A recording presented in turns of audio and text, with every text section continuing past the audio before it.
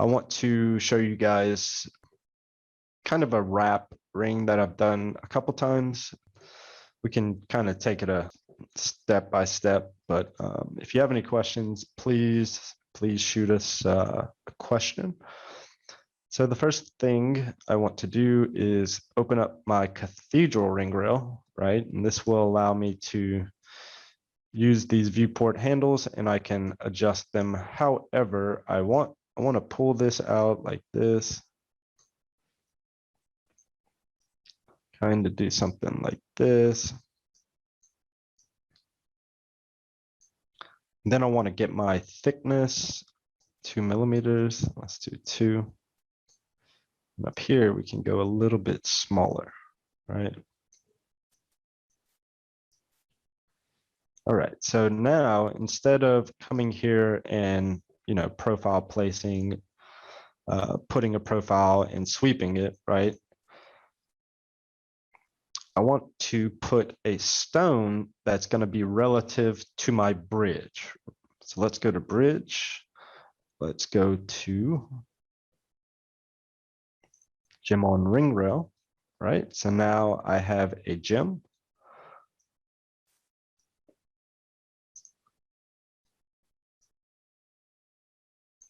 Let's do this. All right.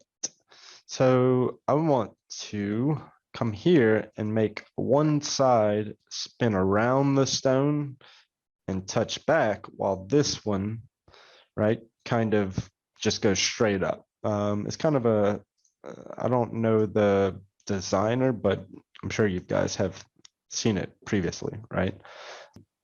So we need a few things, right? So we have 2 curves right here.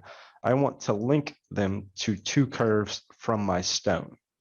So I want to do this by going to the gem tab and getting gem offset curve. Now you can see it will follow the shape of my stone. I want my top to be about here. Let's do 0.7. I want to rerun it, come down here. Let's do 0.6. And these are about 1.4 millimeters between the two, right? All right. So now we can do a few things. The first thing I tend to do is blend my curves to make sure I get a good kind of arc around them, right? So in order to blend them, though, we need to chop them up. So let's go ahead and we're going to trim curve. So I want it to start about here, but then I want it to go pretty much all the way around, right? So let's edit this and let's just hold shift to snap it to 0.25. So I'm going from halfway all the way around to 0.25.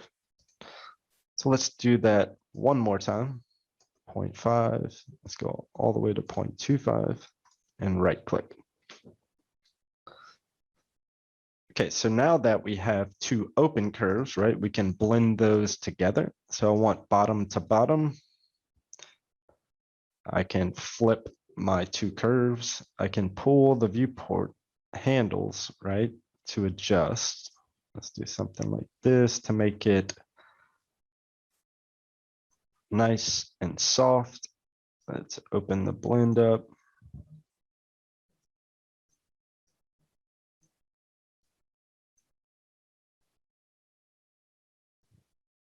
Take a little bit out of this one. A little bit out of this one.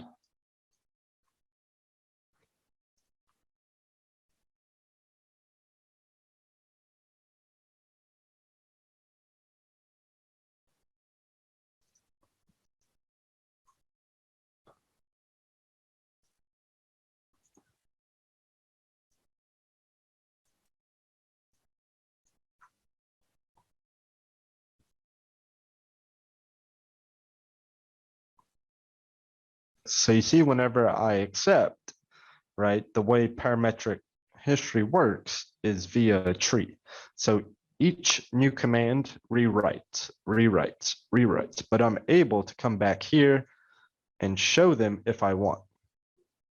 But inside of each command, like this one, right? Let's say I want to join these two. So I can come here, toggle the join, and right click, and now I have one solid, right? So let's go back here. Let's edit this one and open them up.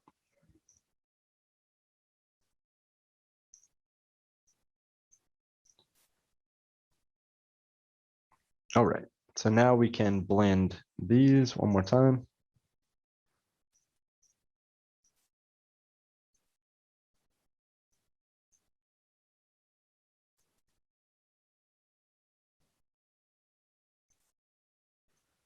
Let's do something like that. Let's increase the blend amount just a bit. All right, and when I toggle join, let's pull it down just a bit.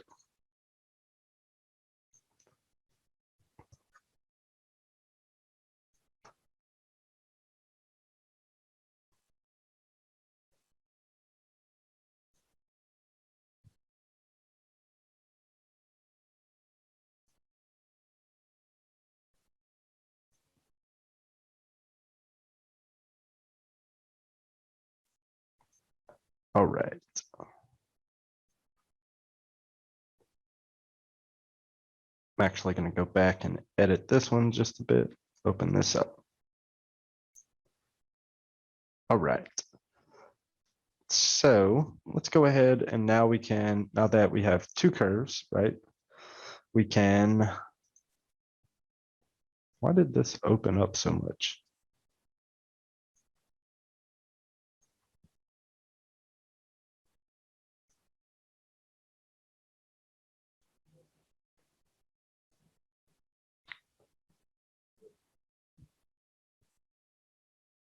Sorry, I don't know why it opened up. Maybe I just wasn't looking at that side.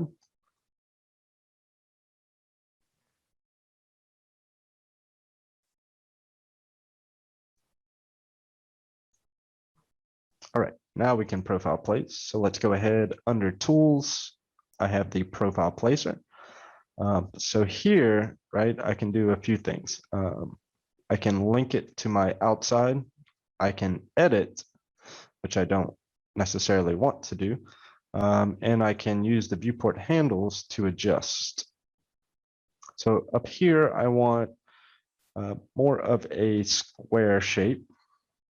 That way my stone can, be set. Let's change the width. We can open it up. Can add one right here. Something like. And something that's very handy, at least for me, is whenever I come over here, let's put this here.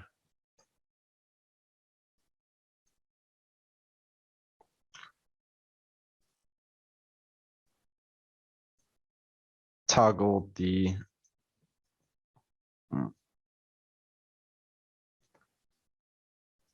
why is that not working?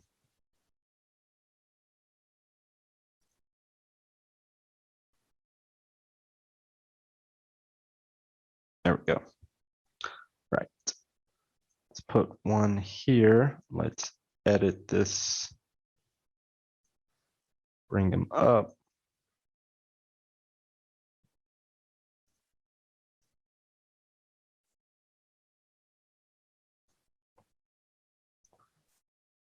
Let's put one here. Let's angle him up and then pick him up a bit.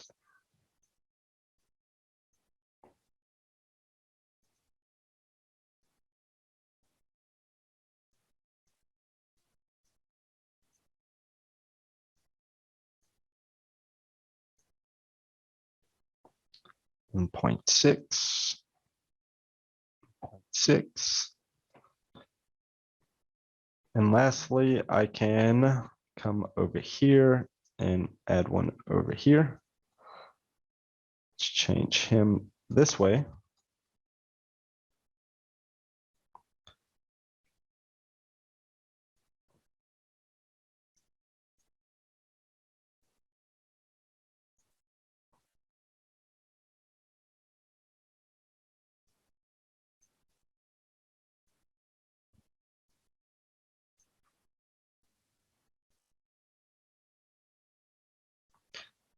Something like this. Actually, I want to take this one down just a bit.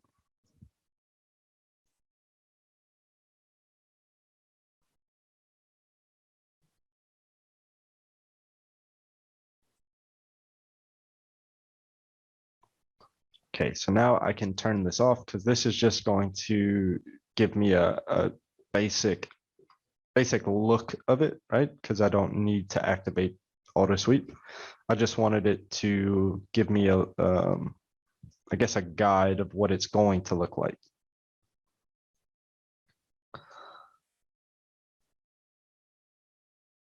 All right, so now we can sweep, right? Now I can do a 2-rail sweep. Let's go to there. Let's turn end, but I want this one on, so let's turn mirror off.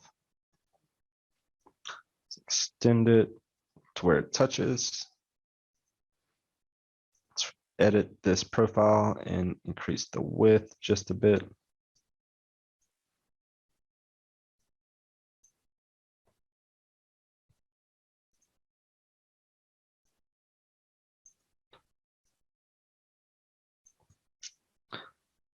All right, so now I can sweep from here and keep going up, right? So let's sweep.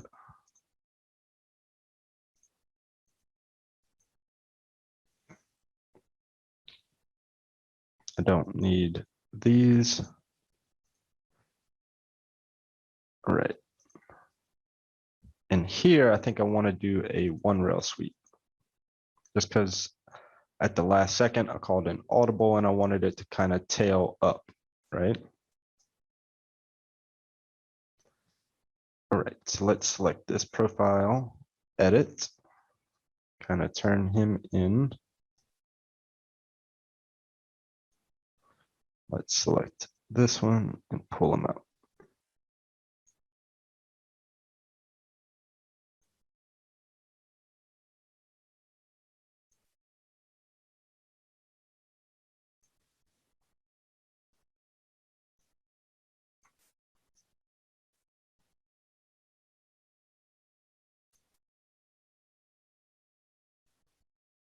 All right, any questions thus far?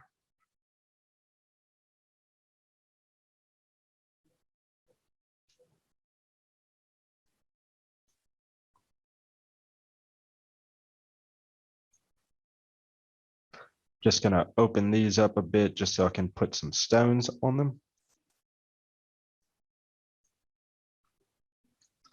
All right, and lastly, I can extract an ISO curve, put him where I want on the surface. 0.5, 0.5 is the middle. Let's do this one.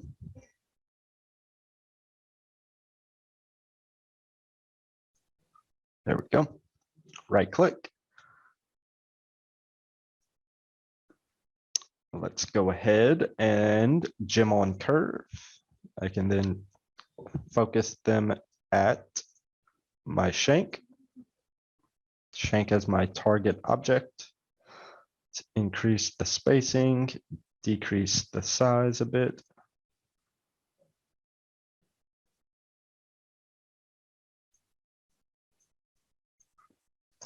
Let's take them, pull them up.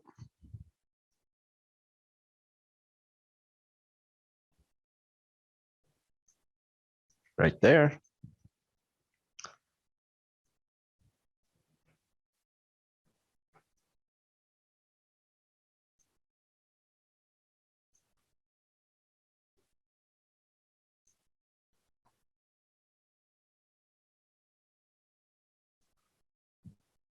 And I want to taper the end, right? Just go smaller.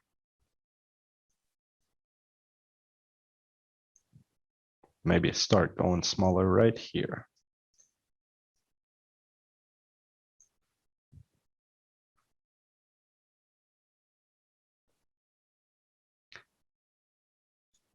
Can then do the same on this side, extract an isocurve, 0.5. What's cool about our extract isocurve on this one is you can actually extract at angles, which is really awesome. 0.5, enter, and then gem on curve again. Oh, not that one.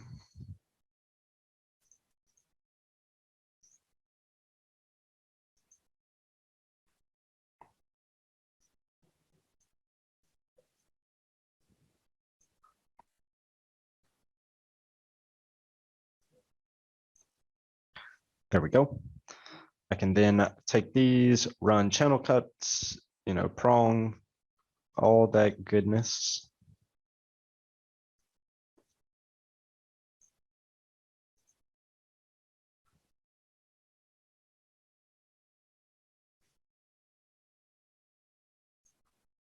Something like that. Right click. Can then, come on, let me cut these real quick. Let's join everything to make sure we're good. Can go down here, make sure they're not touching. I think they are actually touching, but that's all right. Let's go ahead and join. You can see everything is good, turned yellow.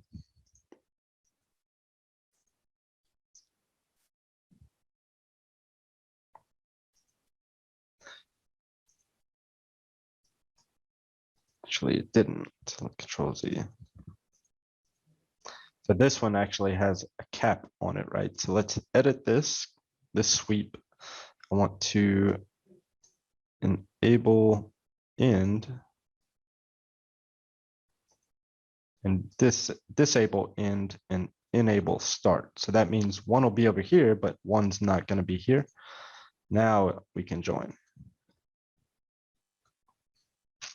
Let's join it up. Change them back green. And I want to edit this right here. Make sure it doesn't intersect.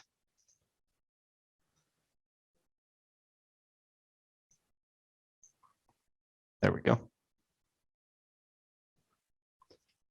All right, so now we can Boolean. I'll show you guys what. So Boolean difference right here. First surface, second surface. Can then flow my prongs under settings, flow prongs.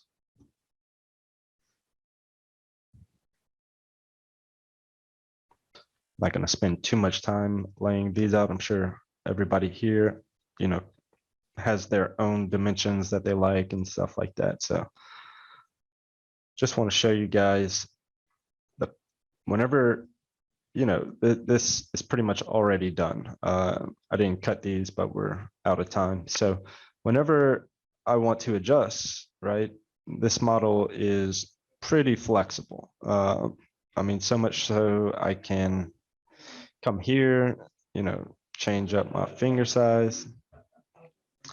I can change my stone size.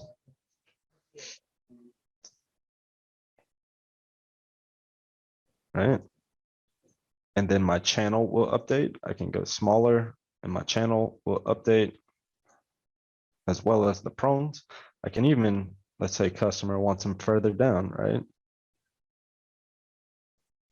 Can even do that and the model updates. No more having to, oh, I need to delete this, resweep my shank. I need to, cap it, join it, do all that stuff. And if I built it correctly, pretty sure this will adjust as well.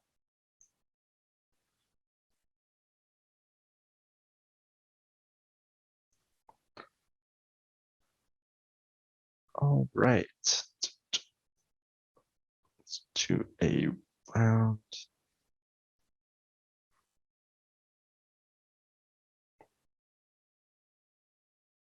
Not a pair. I thought I did a cushion. So oval should work.